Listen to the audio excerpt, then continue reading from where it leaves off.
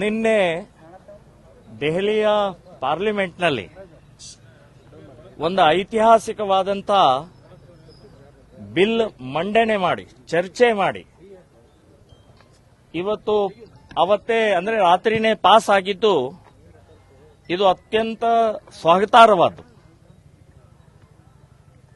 95ರಿಂದ ಅದಕ್ಕಿಂತ ಮುಂಚೆಯಿಂದಲೂ ಕೂಡ ವಕ್ಫ್ ಬೋರ್ಡ್ ಹೆಸರಿನಲ್ಲಿ ಸರ್ಕಾರಿ ಜಾಗ, ರೈತರ ಜಾಗ, ದೇವಸ್ಥಾನ ಜಾಗ, ಮಠದ ಜಾಗ, ದಲಿತರ ಜಾಗ, ಎಂಎಲ್ಎ ಎಂಪಿಗಳ ಜಾಗ ಅತಿಕ್ರಮಣ ಮಾಡಿಕೊಂಡು ಲೂಟಿ ಮಾಡ್ತಾ ಇರುವಂತಹ ವಕ್ಫ್ ಬೋರ್ಡ್ ವಿರುದ್ಧ 44 ತಿದ್ದುಪಡಿಯ ಬಿಲ್ ಅನ್ನು ಪಾಸ್ ಮಾಡಿದ್ದು ಸ್ವಾಗತಾರ್ಹವಾದ್ದು.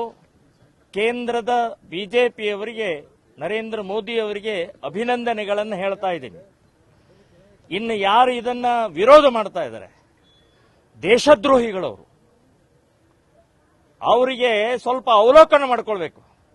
ಬರೇ ವೋಟ್ ಬ್ಯಾಂಕ್ ಒಂದೇ ಅಲ್ಲ, ಬರೇ ನಿಮ್ಮ ಅಧಿಕಾರ ಒಂದೇ ಅಲ್ಲ, ದೇಶ ಇದೆ, ಧರ್ಮ ಇದೆ, ಜನ ಇದ್ದಾರೆ. ಲೂಟಿಕೋರರ ಪರವಾಗಿ ನಿಂತ್ಕೊಳ್ತೀರಿ? ಎಂಥ ಒಂದು ಪ್ರಜ್ಞೆ ಇಲ್ವಾ? ಸಂವಿಧಾನ ಮೀರಿ ಕಾನೂನನ್ನ ಕೊಟ್ಟಂತ ಕಾಂಗ್ರೆಸ್ ಸರ್ಕಾರ ನಾಚಿಕೆ ಆಗಬೇಕು ನಿಮಗೆ. ಸುಪ್ರೀಂ ಕೋರ್ಟಿಗೂ ಕೂಡ ಹೋಗಂಗಿಲ್ಲ. ಡಾಕ್ಟರ್ ಅಂಬೇಡ್ಕರ್ ಅಪಮಾನ ಮಾಡಿದ್ರಿ ನೀವು. ಡಾಕ್ಟರ್ ಅಂಬೇಡ್ಕರ್ ಸಂವಿಧಾನವನ್ನು ಧಿಕ್ಕರಿಸಿ ವಕ್ಫ್ ಬೋರ್ಡ್ಗೆ ಪವರ್ ಕೊಟ್ಟಿದ್ದು ನಿಮಗೆ ಸಂವಿಧಾನ ಬಗ್ಗೆ ಮಾತನಾಡಕ್ಕೆ ನೈತಿಕತೆ ಇದೆಯಾ? ನೀತಿಗಟ್ಟವ್ರು ನೀವು. ಬರೇ ಅಧಿಕಾರಿಗೋಸ್ಕರ ಮುಸ್ಲಿಮರನ್ನ ವೋಟ್ ಬ್ಯಾಂಕ್ ಮಾಡಿ ದುರುಪಯೋಗ ಮಾಡಿಕೊಂಡು ಅವರು ಎಲ್ಲಿ ಕೊಳಚೆಯಲ್ಲಿದ್ದಾರೆ ಅಲ್ಲೇ ಉಳಿದುವಂಗ್ ಮಾಡಿದಂತ ನೀಚ ಕಾಂಗ್ರೆಸ್ಸಿಗರು ನೀವು. ಇದರ ಜೊತೆಗೆ ಕೆಲವೊಂದು ಮೌಲ್ವಿಗಳು ವಕ್ಫ್ ಬೋರ್ಡ್ ಅನ್ನ ವ್ಯವಸ್ಥಿತವಾಗಿ ತಮ್ಮ ಸ್ವಾರ್ಥಕ್ಕೆ ಉಪಯೋಗಿಸ್ಕೊಳ್ತಾ ಇದ್ರು. ಕಾಂಗ್ರೆಸ್ ಕೆಲವೊಂದು ವ್ಯಕ್ತಿಗಳು ನಿನ್ನೆ ಪಾರ್ಲಿಮೆಂಟ್ನಲ್ಲಿ ಉಲ್ಲೇಖ ಆಗಿದೆ. ಅಖಿಲ ಭಾರತೀಯ ರಾಷ್ಟ್ರೀಯ ಕಾಂಗ್ರೆಸ್ಸಿನ ಅಧ್ಯಕ್ಷರಾದಂತಹ ಖರ್ಗೆ ಅವರು ಉಲ್ಲೇಖ ಆಗಿದೆ. ನೀವು ಕೂಡ ವಕ್ಫ್ ಬೋರ್ಡಿನ ಹೆಸರಿನಲ್ಲಿ 100 ಎಕರೆ ಲೂಟಿ ಮಾಡಿದ್ದೀರಿ ಅಂತನ್ನುವಂಥದ್ದು ಆರೋಪವನ್ನ ಪಾರ್ಲಿಮೆಂಟ್ನಲ್ಲಿ ಹಾಕಿದ್ದಾರೆ. ಅಷ್ಟೇ ಅಲ್ಲ, ಅನ್ವರ್ ಮಾನ್ಪಾಡಿಯವರ ವರದಿಯಲ್ಲಿ ದಾಖಲೆ ಸಹಿತ ಇದೆ.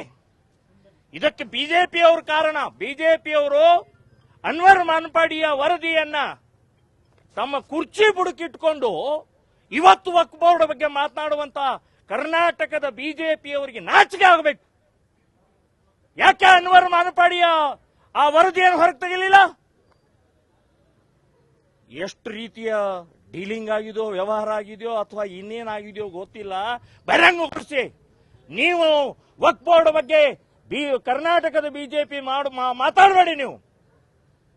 ಸೊ ಕೇಂದ್ರ ಸರ್ಕಾರ ತಗೊಂಡಂತ ಒಂದು ನಿರ್ಣಯ ಮತ್ತು ನಿಲುವು, ಬಿಲ್ ಪಾಸ್ ಆಗಿದ್ದು ಇಡೀ ದೇಶದ ಸುಭದ್ರತೆಗೆ, ದೇಶದ ಸುರಕ್ಷತೆಗೆ ಒಂದು ಒಳ್ಳೆಯ ಒಂದು ಘಟನೆ ಆಗಿದೆ ಅಂತನ್ನುವಂಥದ್ದು ಹೇಳ್ತಾ ಇದ್ದೀನಿ.